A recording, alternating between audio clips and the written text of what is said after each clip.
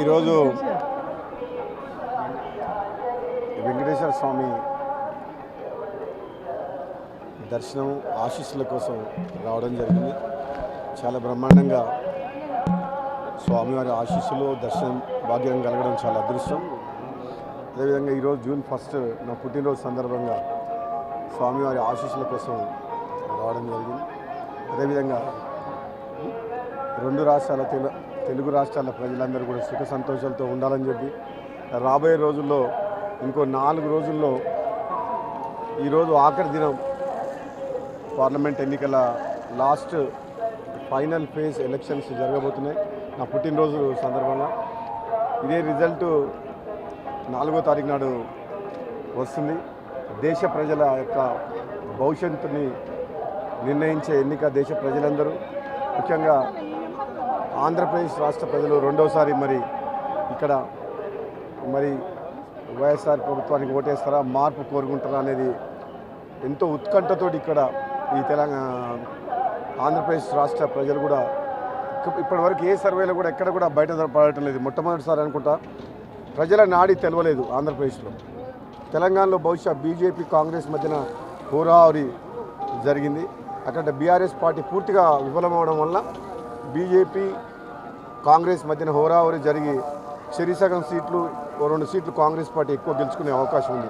10 నుంచి 10 సీట్లు గెలుచుకునే అవకాశం ఉంది. తప్పకుండా భువనగిరి పార్లమెంటు నియోజకవర్గంలో కూడా కాంగ్రెస్ పార్టీ అభ్యర్థి చామల కిరణ్ కుమార్ రెడ్డి స్వామివారి వెంకటేశ్వర స్వామి ఆశీస్సులతోటి నేను పార్లమెంట్ ఇన్ఛార్జ్గా ఉన్న నెల రోజులు చాలా కష్టపడ్డాం.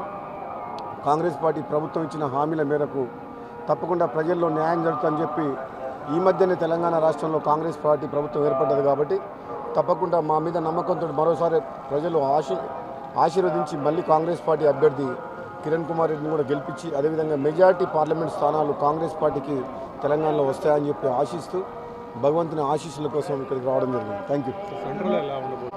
సెంటర్లో కూడా ఈసారి స్టార్టింగ్లో పార్లమెంట్ ఎన్నికలు మొదలైనప్పుడు బీజేపీకి ఎదురు లేదు, మళ్ళీ మోడీనే ప్రధానమంత్రి అవుతారని చెప్పి దేశవ్యాప్తంగా చర్చ జరిగింది. కానీ రాను రాను అది నార్త్ ఇండియా మరియు western part of the country,